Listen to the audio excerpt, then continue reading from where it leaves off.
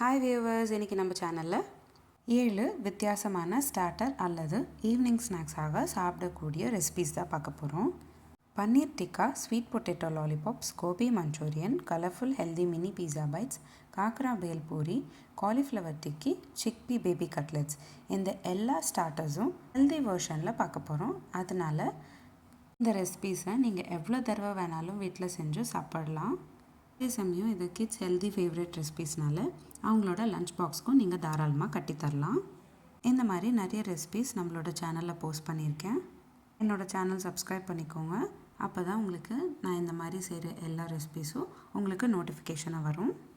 வாங்க பார்க்கலாம் இந்த 7 வகையான ரெசிபீஸும் எப்படி செய்கிறதுன்னு.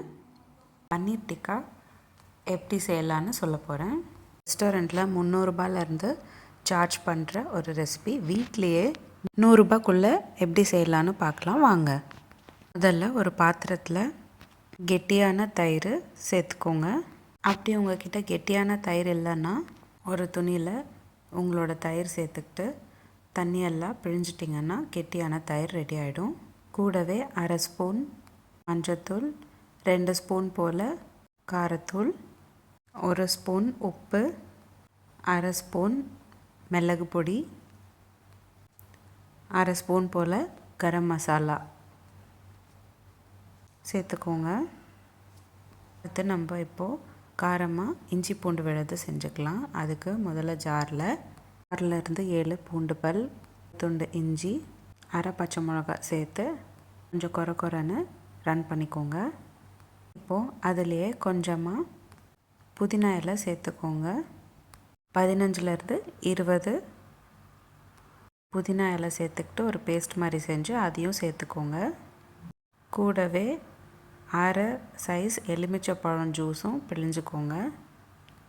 எல்லாமே நல்லா மிக்ஸ் பண்ணிவிட்டு 2ஆக கட் பண்ணிக்கிட்ட செர்ரி தக்காளி, கூடவே கலர்ட் குடை மிளகா, சதுரமாக கட் பண்ணிக்கிட்ட வெங்காயமும் சேர்த்துக்கோங்க. முடிஞ்ச அளவுக்கு காய் எல்லாமே பன்னீர் சைஸ்லேயே கட் பண்ணிக்கணும்.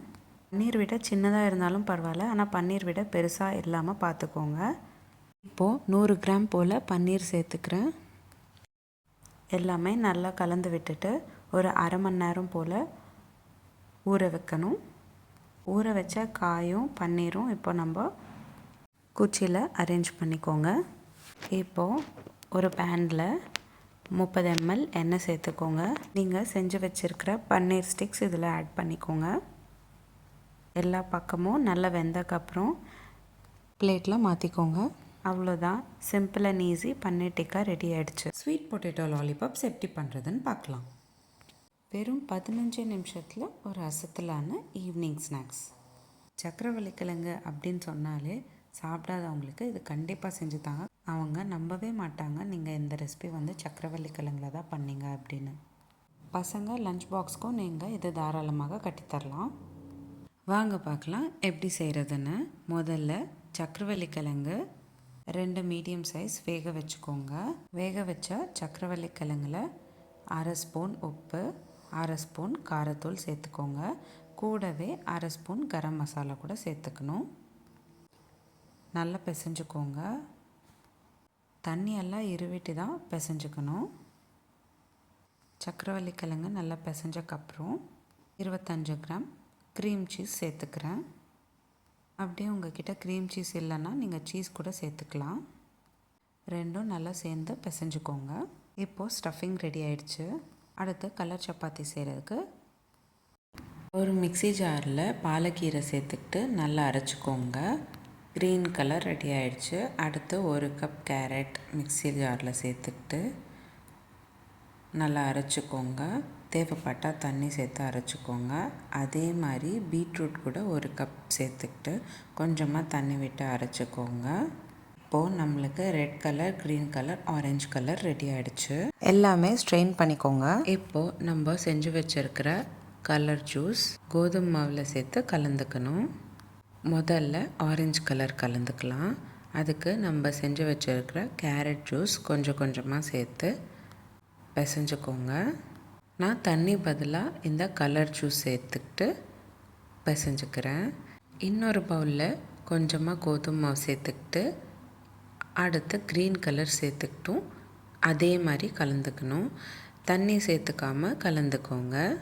அடுத்து இன்னொரு பவுலில் கொஞ்சமாக கோதுமை மாவு சேர்த்துக்கிட்டு பீட்ரூட் ஜூஸ் சேர்த்துக்கிட்டு பிசைஞ்சுக்கோங்க. இதே மாதிரி மஞ்சள் சேர்த்துக்கிட்டும் பிசைஞ்சு வச்சுக்கோங்க. ஒன்று ப்ளெயினாகவும் செஞ்சு வச்சுக்கோங்க. இப்போது red colour, orange colour, yellow colour, green colour, cream கலர்னு 5 கலர் ரெடி ஆயிடுச்சு. இப்போது சின்ன சின்னதாக சப்பாத்தி செஞ்சுக்கோங்க எல்லா கலர்லேயும். இப்போது இந்த சின்ன சின்ன சப்பாத்திஸில் தான் நம்ம ஸ்டஃபிங்கை சேர்க்க போகிறோம். 1/2 ஸ்பூன் அளவுக்கு நம்ம செஞ்சு வச்சுருக்கிற ஸ்வீட் பொட்டேட்டோ ஸ்டஃபிங் சேர்த்துக்கோங்க. நான் இந்த வீடியோவில் காமிக்கிற மாதிரி ஃபோல்ட் பண்ணிக்கோங்க. ஒரு கலர் சப்பாத்தியில் ஸ்வீட் பொட்டேட்டோ ஸ்டஃபிங் சேர்த்துக்கிட்டு மடிச்சுட்டு அதுக்கு மேலே இன்னொரு கலர் சப்பாத்தி நம்ம கவர் பண்ணணும். நம்ம கவர் பண்ணுற முன்னாடி 2வது கலர் சப்பாத்தியில் இந்த வீடியோவில் காமிக்கிற மாதிரி கத்தி வச்சு கட் பண்ணிக்கோங்க. கட் பண்ணக்கப்புறம் சப்பாத்தி இப்படி தான் இருக்கும். இப்போது நம்ம ஸ்டஃப் பண்ணி வச்சுருக்கிற சப்பாத்தி மேலே 2வது சப்பாத்தி, அதாவது கட் பண்ணி வச்சுருக்கிற சப்பாத்தியை இந்த மாதிரி ஃபோல்ட் பண்ணி எல்லா பக்கமும் நல்லா க்ளோஸ் பண்ணிக்கோங்க. இப்போ 2 பக்கமும் ஓப்பனாக இருக்கும் இல்லையா, அதையும் நீங்கள் இந்த மாதிரி ப்ரெஸ் பண்ணிக்கிட்டு லைட்டாக க்ளோஸ் பண்ணிக்கோங்க. எக்ஸஸாக இருக்கிறத ரிமூவ் பண்ணிக்கோங்க. இதே மாதிரி இன்னொரு பக்கமும் நீங்கள் க்ளோஸ் பண்ணிக்கணும். எக்ஸஸாக இருக்கிறது இதே மாதிரி நீங்கள் எடுத்து விட்டுட்டிங்கன்னா நல்லா க்ளோஸ் பண்ண முடியும். இதே மாதிரி உங்களுக்கு தேவைப்பட்ட கலர்ஸ் எல்லாமே இந்த மாதிரி சின்ன சின்னதாக ஸ்டஃப் பண்ணிவிட்டு ரெடி பண்ணி வச்சுக்கோங்க. நான் அடுத்து க்ரீன் கலர் பேஸாக எடுத்து அதில் ஸ்டஃபிங் சேர்த்துட்டு க்ளோஸ் பண்ணுறேன். க்ளோஸ் பண்ணக்கப்புறம் ரெட் கலர் சப்பாத்தி நான் 2வது சப்பாத்தியை எடுத்து அதே மாதிரி கட் பண்ணிக்கிறேன். முடிஞ்ச அளவுக்கு சப்பாத்தி நடுவில் கட் பண்ணிக்கோங்க. அப்போ தான் நம்ம க்ளோஸ் பண்ணுறதுக்கு அழகாக வரும். முதல்ல ஒரு கலர் சப்பாத்தி ரோல் பண்ணிங்கன்னா மேலே வர சப்பாத்தி வேறு கலரில் இருந்தால் தான் பார்க்குறதுக்கு அழகாக இருக்கும். நீங்கள் ஒரே ஒரு சப்பாத்தி மட்டும் பேஸாக வச்சுட்டு அதில் ஸ்டஃப் பண்ணி கூட நீங்கள் செய்யலாம். ஆனால் நான் இன்றைக்கி வீடியோவில் ஒரு சப்பாத்தி மேலே இன்னொரு சப்பாத்தி சேர்த்து நான் ஸ்டஃப் பண்ணிவிட்டு உங்களுக்கு வீடியோவில் காமிக்கிறேன். இதே மாதிரி எல்லா கலர்லேயும் நான் செஞ்சு வச்சுருக்கேன். இன்றைக்கி சப்பாத்தி சைஸில் 40% அளவுக்கு நீங்கள் ஸ்டஃபிங் சேர்த்திங்கன்னா இந்த மாதிரி எக்ஸஸாக வராமல் அழகாக க்ளோஸ் பண்ணிக்கலாம். சப்பாத்தி சைஸில் பாதி சேர்த்தா கூட ஸ்டஃப் வெளியில் வரும். அதனால் நீங்கள் முடிஞ்ச அளவுக்கு கம்மியாகவே ஸ்டஃப் பண்ணிக்கோங்க. பசங்க லஞ்ச் பாக்ஸ்க்கும் நீங்கள் இந்த ரெசிபி ட்ரை பண்ணலாம். இப்போது நம்ம லாலிபாப்ஸ் எல்லாம் ரெடி பண்ணியாச்சு. ரெடி பண்ண லாலிபாப்ஸை நம்ம டீப் ஃப்ரை இல்லைன்னா ஷாலோ ஃப்ரை பண்ணிக்கலாம். நான் இன்றைக்கி 50 ml எண்ணெய் சேர்த்துக்கிட்டு அதில் செஞ்சு வச்சுருக்கிற லாலிபாப்ஸை சேர்த்து டீப் ஃப்ரை பண்ணிக்கிட்டேன். 2 பக்கமும் திருப்பி விட்டுக்கிட்டு வேக வச்சுக்கிட்டேன். எல்லா லாலிபாப்ஸும் நல்லா வெந்தக்கப்புறம் ஒரு பிளேட்க்கு மாற்றிக்கோங்க. லைட் ப்ரௌன் ஆனால் போதும், ரொம்ப நேரம் வேக வைக்கணும்னு அவசியம் இல்லை. இப்போது நம்ம ஃப்ரை பண்ணி வச்சுருக்கிற லாலிபாப்ஸ்க்கு டூத்பிக் சேர்த்துக்கிட்டு டிசைன் பண்ணிக்கிட்டேன். அவ்வளோதான், evening snacks sweet potato lollipop ready ஆகிடுச்சு. கோபி மஞ்சூரியன், அதுவும் ஒரு ஹெல்தி ஆப்ஷன். டீப் ஃப்ரை, ஏர் ஃப்ரை பண்ணாமல். பார்க்கலாமா எப்படி செய்கிறதுன்னு? முதல்ல காலிஃப்ளவர் கட் பண்ணி நல்லா வாஷ் பண்ணி பொடிசாக துருவிக்கோங்க. துருவின காலிஃப்ளவர் ஒரு பாத்திரத்தில் மாற்றிக்கிட்டு தனியாக வச்சுக்கோங்க. அடுத்து மஞ்சூரியாவுக்கு சாஸ் ரெடி பண்ணலாம். ரெட் சில்லி சாஸ் பண்ணுறதுக்கு ஒரு மிக்ஸி ஜாரில் 5லேருந்து 6 காஞ்ச மிளகா தண்ணியில் ஊற வச்சது சேர்த்துக்கணும். கூடவே 5லேருந்து 6 பல் பூண்டு சேர்த்துக்கோங்க. நல்லா பேஸ்ட் மாதிரி அரைச்சிட்டிங்கன்னா ரெட் சில்லி சாஸ் ரெடி. இப்போது நம்ம துருவின காலிஃப்ளவரில் 1 ஸ்பூன் சோயா சாஸ் 2 ஸ்பூன் தண்ணியில் கலந்ததும் சேர்த்துக்கிட்டு கூடவே நம்ம செஞ்சு வச்சுருக்கிற சில்லி பேஸ்ட்டும் 1/2 ஸ்பூன் போல் சேர்த்துக்கோங்க. இப்போது 2 ஸ்பூன் அளவுக்கு சோள மாவு சேர்த்துக்கோங்க. கூடவே 2 ஸ்பூன் மைதாவும் சேர்த்துக்கோங்க. 1/2 ஸ்பூன் உப்பு கூட சேர்த்துக்கோங்க. எல்லாத்தையும் நல்லா கலந்து விடணும். தண்ணி சேர்க்காமல் நல்லா பிசைஞ்சுக்கோங்க. சப்பாத்தி மாவு பதத்துக்கு பிசைஞ்சுக்கணும். நல்லா பிசைஞ்சக்கப்புறம் நம்ம இந்த மாவை ஒரு பிளேட்டில் இறக்கிக்கிட்டு வேக வைக்கணும். அதுக்கு முதல்ல ஒரு கடாயில் கொஞ்சமாக தண்ணி கீழே சேர்த்துக்கிட்டு அது மேலே நம்ம செஞ்சு வச்சுருக்கிற காலிஃப்ளவர் ஒரு பிளேட்டில் சேர்த்துக்கிட்டு வேக வைக்கணும். ஒரு 10 நிமிஷம் போல் வேக வச்சிங்கன்னா நல்லா வெந்துடும். இந்த மாதிரி குச்சி வச்சு பார்த்திங்கன்னா ஒட்டாமல் வந்துச்சு அப்படின்னா வெந்துருச்சு அப்படின்னு அர்த்தம். அதனால் வெந்தக்கப்புறம் நீங்கள் கீழே இறக்கிக்கோங்க. சின்ன சின்ன பீசஸாக கட் பண்ணி தனியாக வச்சுக்கோங்க. இப்போது ஒரு பாத்திரத்தில் 20 ml எண்ணெய் சேர்த்துக்கிட்டு கூடவே 10லேருந்து 12 பல் பூண்டு பொடிசாக கட் பண்ணிக்கிட்டதும் சேர்த்துக்கோங்க. கூடவே கொஞ்சமாக கலர்ட் கேப்சிகம், அதாவது 1/2 கப் கேப்சிகம் நான் சேர்த்துருக்கேன் இன்றைக்கி. கூடவே கொஞ்சமாக ஸ்ப்ரிங் ஆனியன்ஸும் சேர்த்துக்கிறேன். எல்லாத்தையும் நல்லா வதக்கிக்கணும். ஒரு 2 நிமிஷம் போல் வதக்கினா போதும். அடுத்து நம்ம செஞ்சு வச்சுருக்கிற சில்லி பேஸ்ட் 1/2 ஸ்பூன் சேர்த்துக்கோங்க. கூடவே 1 ஸ்பூன் தக்காளி பியூரியும் சேர்த்துக்கோங்க. அடுத்து கொஞ்சமாக சோயா சாஸ் சேர்த்துக்கணும். 1 ஸ்பூன் சோயா சாஸ் 2 ஸ்பூன் தண்ணியில் கலந்தது சேர்த்துக்கணும். நல்லா கலந்து விடுங்க.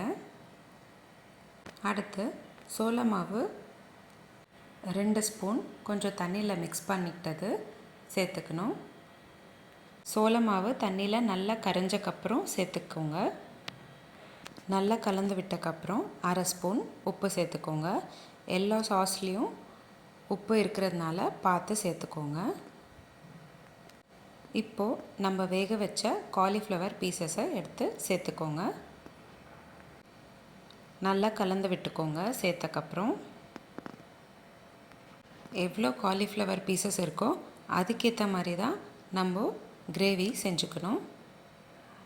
நான் இப்போ உங்களுக்கு காமிச்சது எல்லாமே 1 கப் அளவுக்கு காலிஃப்ளவருக்கு. உங்களுக்கு இதே நிறைய வேணும் அப்படின்னு தோணுச்சுன்னா நீங்கள் அதுக்கேற்ற மாதிரி குவான்டிட்டி இன்க்ரீஸ் பண்ணிக்கோங்க. ஒரு 2 நிமிஷம் போல் மூடி போட்டு வேகினக்கப்புறம் கோபி மஞ்சூரியன் ரெடி ஆகிடும். Colourful healthy mini pizza bytes பார்க்க போகிறோம். நம்ம இந்த பீஸா செய்கிறதுக்கு எந்த ஆர்டிஃபிஷியல் கலர்ஸும் ப்ரிசர்வேட்டிவ்ஸும் இல்லாமல் அதே சமயம் ஓவன் கூட இல்லாமல் பண்ண போகிறோம். இந்த மினி பீஸாவுக்கு நம்ம பீஸா பேஸும் பீஸா சாஸ் நம்ம தான் செய்ய போகிறோம். வாங்க பார்க்கலாம் எப்படி செய்கிறதுன்னு. ஒரு மிக்ஸி ஜாரில் பாலக்கீரை சேர்த்துக்கிட்டு நல்லா அரைச்சிக்கோங்க. க்ரீன் கலர் ரெடி ஆகிடுச்சு. அடுத்து 1 கப் கேரட் மிக்ஸி ஜாரில் சேர்த்துக்கிட்டு நல்லா அரைச்சிக்கோங்க. தேவைப்பட்டால் தண்ணி சேர்த்து அரைச்சிக்கோங்க. அதே மாதிரி பீட்ரூட் கூட 1 கப் சேர்த்துக்கிட்டு கொஞ்சமாக தண்ணி விட்டு அரைச்சிக்கோங்க. இப்போது நம்மளுக்கு red colour, green colour, orange colour ready ஆகிடுச்சு. எல்லாமே ஸ்ட்ரெயின் பண்ணிக்கோங்க. இப்போது நம்ம செஞ்சு வச்சுருக்கிற கலர் ஜூஸ் கோதுமை மாவில் சேர்த்து கலந்துக்கணும். முதல்ல ஆரஞ்சு கலர் கலந்துக்கலாம். அதுக்கு நம்ம செஞ்சு வச்சுருக்கிற கேரட் ஜூஸ் கொஞ்சம் கொஞ்சமாக சேர்த்து பிசைஞ்சுக்கோங்க. நான் தண்ணி பதிலாக இந்த கலர் ஜூஸ் சேர்த்துக்கிட்டு பிசைஞ்சுக்கிறேன். இன்னொரு பவுலில் கொஞ்சமாக கோதுமை மாவு சேர்த்துக்கிட்டு அடுத்து க்ரீன் கலர் சேர்த்துக்கிட்டும் அதே மாதிரி கலந்துக்கணும். தண்ணி சேர்த்துக்காமல் கலந்துக்கோங்க. அடுத்து இன்னொரு பவுலில் கொஞ்சமாக கோதுமை மாவு சேர்த்துக்கிட்டு பீட்ரூட் ஜூஸ் சேர்த்துக்கிட்டு பிசைஞ்சுக்கோங்க. இதே மாதிரி மஞ்சள் சேர்த்துக்கிட்டும் பிசைஞ்சு வச்சுக்கோங்க. ஒன்று ப்ளெயினாகவும் செஞ்சு வச்சுக்கோங்க. இப்போது red colour, orange colour, yellow colour, green colour, cream கலர்னு 5 கலர் ரெடி ஆயிடுச்சு. அடுத்து நம்ம சாஸ் எப்படி செய்கிறதுன்னு பார்க்கலாம். மிக்ஸி ஜாரில் 2 ஊற வச்ச காஞ்ச மிளகா சேர்த்துக்கணும். கூடவே 25 கிராம் போல் பன்னீர், 1 ஸ்பூன் எண்ணெய் சேர்த்துக்கிட்டு கூடவே 2 பூண்டும் சேர்த்துக்கிட்டு நல்லா மிக்ஸி ஜாரில் blend பண்ணிக்கோங்க. இந்த மாதிரி ஃபைன் பேஸ்ட்டாக அரைச்சிக்கணும். நீங்கள் காஞ்ச மிளகா ஊற வைக்கலைன்னா இந்த மாதிரி ஃபைன் பேஸ்ட்டாக வராது. இப்போது நம்ம பீஸா சாஸ் ரெடி ஆயிடுச்சு. இந்த சாஸ் நீங்கள் பீஸாக்கு மட்டும் இல்லாமல் எல்லாத்துக்கும் யூஸ் பண்ணலாம். அதாவது நீங்கள் wraps அந்த மாதிரி செஞ்சுக்கும் போது கூட நீங்கள் இந்த சாஸ் யூஸ் பண்ணிக்கலாம். அடுத்து நம்ம பிசைஞ்சு வச்சுருக்கிற சப்பாத்தி மாவை இந்த மாதிரி சின்ன சின்ன சப்பாத்தியாக செஞ்சு ஒன்றா வைங்க. நான் இந்த வீடியோவில் காமிக்கிற மாதிரி ஒன்று மேலே ஒன்று வச்சுக்கோங்க. அடுத்து சப்பாத்தி கட்டையால் நான் வீடியோவில் காமிக்கிற மாதிரி அழுத்தம் கொடுத்து சப்பாத்தி போல் திரட்டிக்கோங்க. இந்த மாதிரி ரோல் பண்ணிக்கோங்க. ரோல் பண்ண சப்பாத்தியை பீஸாக கட் பண்ணிக்கோங்க. ரொம்ப சின்ன சைஸாக தான் இருக்கும். முடிஞ்ச அளவுக்கு ஈக்குவல் ப்ரொப்போர்ஷனாக கட் பண்ணிக்கோங்க. இந்த மாதிரி பார்க்குறதுக்கு இருக்கும். அழகாக இருக்குல்ல பார்க்க. இப்போ நான் வீடியோவில் காமிக்கிற மாதிரி லேசாக அழுத்தம் மறுபடியும் சப்பாத்தி மாதிரி செஞ்சிங்கன்னா மினி பீஸா பேஸ் ரெடி ஆகிடும். இப்போது நம்ம செஞ்சு வச்சுருக்கிற மினி பீஸா பேஸை தோசைக்கல்லில் சேர்த்துக்கிட்டு கூடவே நம்ம செஞ்சு வச்சுருக்கிற பீஸா சாஸும் எல்லாத்தையும் தடவிக்கணும். டெக்கரேஷனுக்கு கலர்ட் கேப்சிகம், ஆனியன் சேர்த்துக்கிறேன். நீங்கள் இந்த மாதிரி டாப்பிங்ஸ் என்ன வேணாலும் சேர்த்துக்கலாம். கார்ன், மஷ்ரூம் அந்த மாதிரி என்ன வேணுமோ அதை சேர்த்துக்கோங்க. எல்லா பீஸா பேஸ்க்கும் இதே மாதிரி செஞ்சுக்கோங்க. அடுத்து சீஸ் துருவிக்கணும். துருவினக்கப்புறம் 2 நிமிஷம் போல் வேக வச்சிங்கன்னா healthy coloured mini pizza bytes ready ஆகிடும். ஹெல்த்தியாக காலிஃப்ளவர் டிக்கீஸ் எப்படி பண்ணலான்னு பார்க்கலாம். 10 நிமிஷம் போதுங்க, இந்த ஸ்நாக்ஸ் ரெடி ஆகிடும். கிட்ஸ் லஞ்ச் பாக்ஸ்க்கும் இந்த ரெசிபி நீங்கள் கொடுக்கலாம். முதல்ல ஒரு மிக்ஸி ஜாரில் காலிஃப்ளவர் நல்லா கழுவிட்டு சேர்த்துக்கோங்க. 3லேருந்து 4 ஊற வச்ச வால்நட் சேர்த்துக்கோங்க. ரெண்டும் சேர்ந்து blend பண்ணிங்கன்னா இந்த மாதிரி கொஞ்சம் கொரகொரன்னு இருக்கும். இப்போது நம்ம அரைச்சி வச்சதை ஒரு பவுலில் ட்ரான்ஸ்ஃபர் பண்ணிக்கோங்க. கூடவே 1/2 ஸ்பூன் உப்பு, 1/4 spoon காரத்தூள், 1/4 spoon garam masala, 50 gram போல் பன்னீர் இதெல்லாம் சேர்த்துக்கிட்டு லாஸ்ட்டில் கொஞ்சமாக கொத்தமல்லி சேர்த்துக்கோங்க. நல்லா சாஃப்டாக பிசைஞ்சுக்கோங்க. நல்லா பிசைஞ்சக்கப்புறம் நம்ம டிக்கீஸ் மாதிரி ஷேப் பண்ணிக்கணும். சின்னதாக இருந்தாலும் சரி, பெருசாக இருந்தாலும் சரி, கொஞ்சம் தடிமாக இருக்கணும். இப்போது ஒரு பேனில் 30 ml எண்ணெய் சேர்த்துக்கோங்க. நம்ம செஞ்சு வச்சுருக்கிற டிக்கீஸை சேர்த்துக்கணும். ரெண்டு பக்கமும் நல்ல பொன்னிறமாக வேகிற வரைக்கும் திருப்பிக்கிட்டே இருக்கணும். அவ்வளோதான், 10 நிமிஷத்தில் ஹெல்தி காலிஃப்ளவர் டிக்கீஸ் ரெடி ஆகிடுச்சு. உங்களுக்கு இந்த வீடியோ பிடிச்சிருந்தா லைக் அண்ட் ஷேர் பண்ணுங்கள். இந்த ரெசிபி ட்ரை பண்ணிவிட்டு கமெண்ட் பாக்ஸில் எப்படி இருந்ததுன்னு எனக்கு கமெண்ட் பண்ணுங்கள். கொண்டக்கடலை பேபி கட்லெட்ஸ் எப்படி பண்ணுறதுன்னு பார்க்கலாம் வாங்க. முதல் வச்ச 1 கப் வெள்ளை கொண்டக்கடலை எடுத்துக்கோங்க.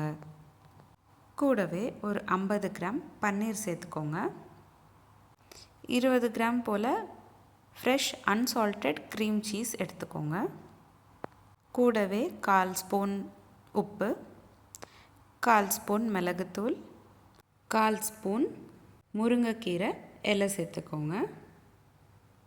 கூடவே 10 ml போல் எண்ணெயும் சேர்த்துக்கோங்க.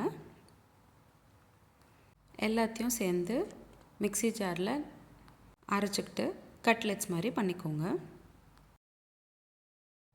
நான் சின்ன கட்லெட் ஷேப்பில் நான் பண்ணியிருக்கேன்.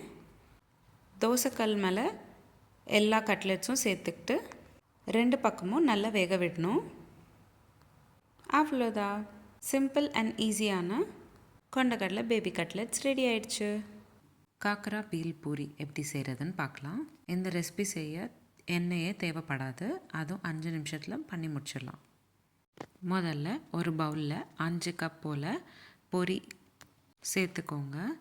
கூடவே 1/4 கப் அளவுக்கு பொடிசாக கட் பண்ணிக்கிட்ட வெங்காயம், 1/4 கப் அளவுக்கு பொடிசாக கட் பண்ணிக்கிட்ட வெள்ளரிக்காய், 1/4 கப் அளவுக்கு பொடிசாக கட் பண்ணிக்கிட்ட பர்பிள் கேபேஜ், 1/4 கப் அளவுக்கு பொடிசாக கட் பண்ணிக்கிட்ட தக்காளி. நான் இன்றைக்கி கேரட் எடுத்துக்கல, துருவின கேரட் கூட சேர்த்துக்கலாம். அடுத்து 1/4 ஸ்பூன் காரத்தூள், 1/4 ஸ்பூன் உப்பு, 2 ஸ்பூன் அளவுக்கு ஸ்வீட் சட்னி நான் வீட்லேயே பண்ணது தான் சேர்த்துக்கிறேன். 5 பங்கு பேரிச்சப்பழம் எடுத்துக்கிட்டிங்கன்னா 1 பங்கு புளி எடுத்துக்கிட்டு ஊற வச்சு அதை கொதிக்க விடணும். ஊற வச்ச தண்ணி பாதி அளவுக்கு ஆகிற வரைக்கும் கொதிக்க விட்டிங்கன்னா பேஸ்ட் மாதிரி வரும். அதில் 1/4 ஸ்பூன் காரத்தூள் சேர்த்துக்கிட்டிங்கன்னா ஸ்வீட் சட்னி ரெடி ஆகிடும். நான் அந்த ஸ்வீட் சட்னி தான் 2 ஸ்பூன் இங்கே சேர்த்துருக்கேன். கூடவே நல்லா க்ரஷ் பண்ணிவிட்டு காக்கரா சேர்த்துக்கோங்க. உங்களுக்கு பிடிச்சமான சேவரியும் சேர்த்துக்கலாம். நான் இன்றைக்கி இங்கே ஓம்படி எடுத்து வச்சுருக்கிற வேர்க்கடலை சேர்த்துக்கிட்டேன். எல்லாத்தையும் சேர்த்து நல்லா கலந்து விட்டுக்கணும். அவ்வளோதான், சிம்பிள் அண்ட் ஈஸியான காக்கரா பேல்பூரி ரெடி ஆகிடுச்சு. இந்த ரெசிபி செஞ்ச உடனே சாப்பிட்டுடணும், இல்லைன்னா பொரி ரொம்ப நம்பிடும், அதுக்கப்புறம் சாப்பிட்றதுக்கு நல்லா இருக்காது. உங்களுக்கு இந்த வீடியோ பிடிச்சிருந்தா லைக் பண்ணுங்கள், ஷேர் பண்ணுங்கள். நீங்களும் இந்த ரெசிபி ட்ரை பண்ணிவிட்டு எப்படி இருந்ததுன்னு கமெண்ட் பாக்ஸில் எனக்கு கமெண்ட் பண்ணுங்கள். இந்த வீடியோ பிடிச்சிருந்தா லைக் பண்ணுங்கள், ஷேர் பண்ணுங்கள். இதே மாதிரி டெய்லி ஒரு ரெசிபி பார்க்குறதுக்கு என்னோடய சேனல் சப்ஸ்கிரைப் பண்ணிக்கோங்க. உங்களுக்கு எந்த ரெசிபி பிடிச்சிருந்ததுன்னு எனக்கு கமெண்ட் பாக்ஸில் கமெண்ட் பண்ணுங்கள்.